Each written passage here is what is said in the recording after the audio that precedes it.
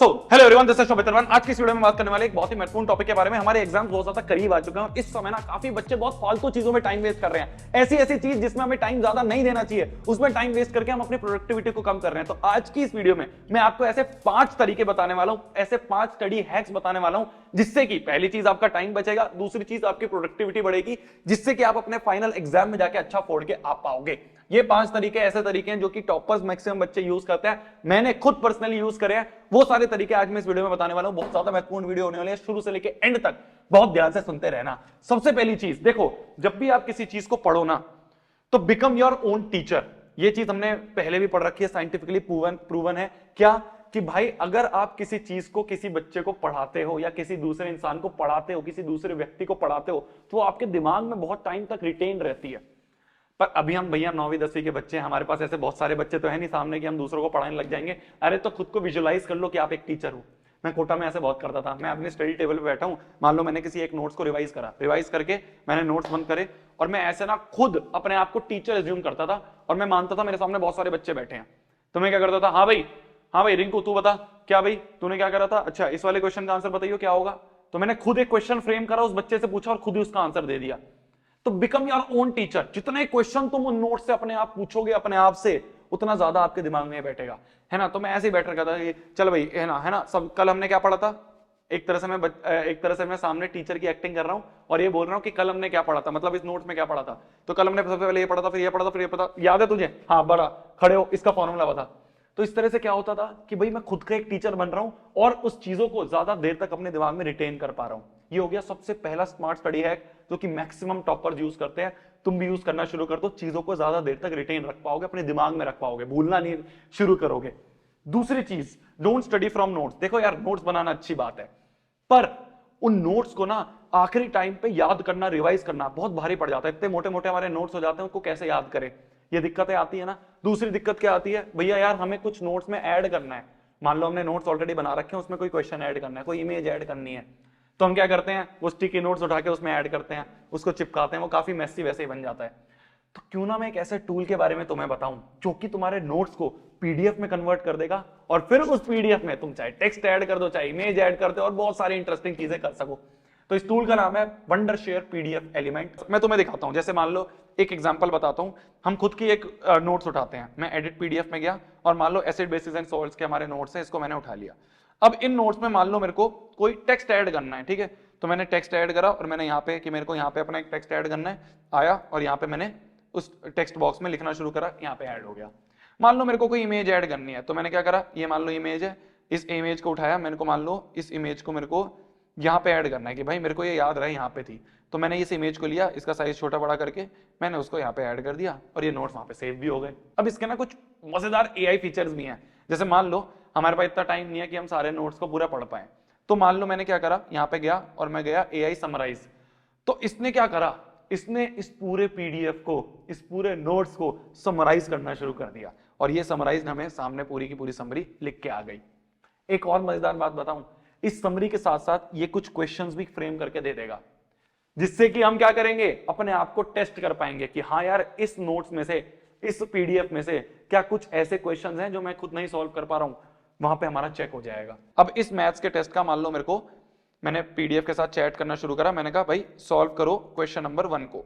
तो हमारा जो क्वेश्चन नंबर 1 है उसको सॉल्व करके हमें दे दो। तो इसने क्या करा, पी और क्यू की वैल्यू निकाली, आंसर इज सी, 1, -2 निकाल के दे दिया। तो ये काफी ज्यादा अफोर्डेबल और काफी ज्यादा एफिशिएंट ये टूल है, जिसको आप यूज कर सकते हो अपने रोजमर्रा के काम में। इसका लिंक जो है, ये चाहे आप मोबाइल पे यूज करना चाहते हो, डेस्कटॉप पे यूज करना चाहते हो, मैक में यूज करना चाहते हो, विंडोज में यूज करना चाहते हो, वेब पे यूज करना चाहते हो, हर एक में अवेलेबल है। लिंक मैंने डिस्क्रिप्शन पे दिया, डाउनलोड कर सकते हो।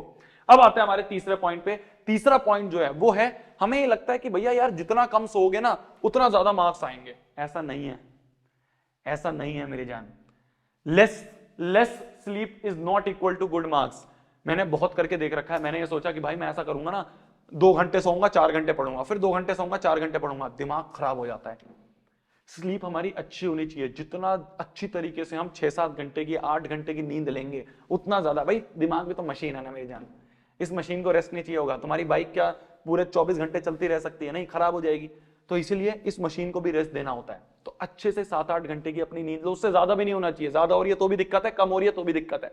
तो अच्छी नींद हमें लेनी जरूरी है, अच्छी नींद लोगे तो हमारी प्रोडक्टिविटी और अच्छी बढ़ेगी। मैंने ऐसे ऐसे बच्चे देखे हैं, मैं तुम्हें बताता हूं क्या होता है कि हमें ये लगता है कि भाई अगर हम जितना ज्यादा देर तक पढ़ते रहेंगे ना उतना ज्यादा फायदा होगा। मैंने ऐसे ऐसे टॉपर्स देखे हैं जो मात्र 3-4 घंटे पढ़ते हैं, पर वो 3-4 घंटे एफिशिएंट वे से पढ़ते हैं, पूरे फोकस के साथ पढ़ते हैं। वो बच्चे अच्छे नंबर ले जाते हैं, और वो बच्चे जो 10-10 12-12 घंटे पढ़ते हैं वो अच्छे नंबर नहीं ले जा पाते। तो जिस समय पे जो काम कर रहे हो ना उस पर मैक्सिमम रहो।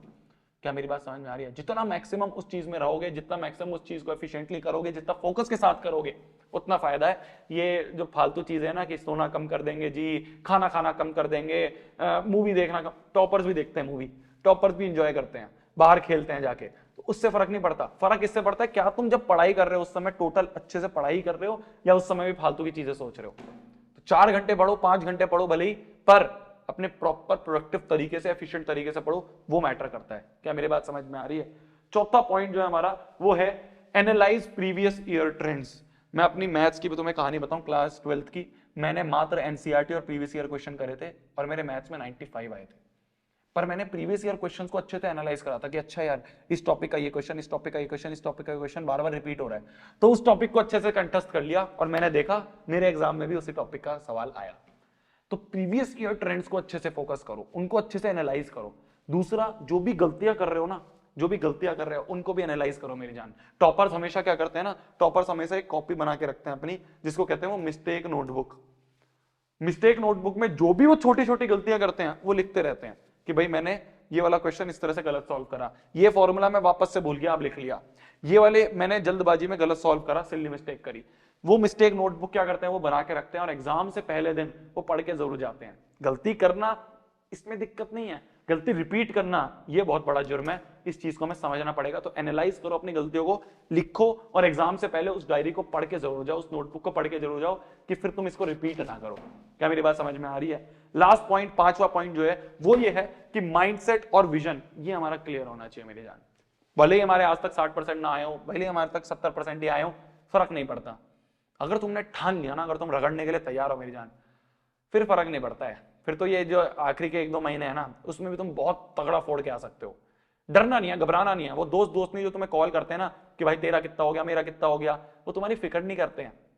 वो इसलिए कॉल कर रहे हैं जिससे कि वो अपने आप को ये प्रूव कर पाए, अपने आप को ये सांत्वना दे पाए कि भैया सही है, मेरा ज्यादा सिलेबस हो रखा है, उसका कम हो रखा है। तो इग्नोर कर दो मेरी जान, कोई तुम्हारा भला नहीं सोच रहा है, सब सिर्फ तुमसे कंपेयर कर रहे हैं अपने आप को।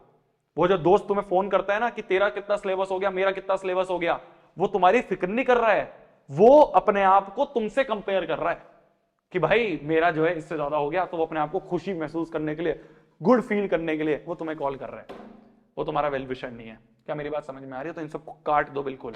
ये जितनी भी चीजें हैं ना, सोशल मीडिया वगैरह, बहुत बहुत मजे आएंगे, बहुत 10th के बाद एक अच्छी खासी 1-2 महीने की छुट्टी मिलती है, खूब मूवियां देख लेना, बाद में रिग्रेट ये नहीं होना चाहिए कि यार सही टाइम पे पढ़ाई नहीं करी, सही टाइम पे मेहनत नहीं करी। क्या मेरी बात समझ में आ रही है? विजन क्लियर होना चाहिए, सामने लिख दो, चिपका के लिख दो कि इस साल इतना लेके आऊंगा, कुछ भी हो जाए मेरे को 95% लेके आने, सामने चिपका दो। अगर मान लो इन परसेंट नहीं आए तो ऐसा कोई पुलिस पकड़ के ले जाएगी कि तूने तो 95% ले रखे थे, तेरे तो नहीं आए, पर एटलीस्ट हमें रोज दिखेगा तो हम मेहनत तो करेंगे। तब तक के लिए भाई पढ़ना है, फोड़ना है, कहर मचा देना, आग लगा देनी है। 5 पॉइंट्स आएगा आपको क्लियर हुए होंगे, ठीक है। वंडरशेयर पीडीएफ एलिमेंट का जो लिंक है वो नीचे डिस्क्रिप्शन में दे दिया है, डाउनलोड कर सकते हो, यूज करना है कर सकते हो। तब तक के लिए भाई बाय बाय, मिलते हैं और किसी शानदार वीडियो में। जाओ पढ़ लो, बाय बाय बाय, पढ़ लो, चलो बाय बाय बाय।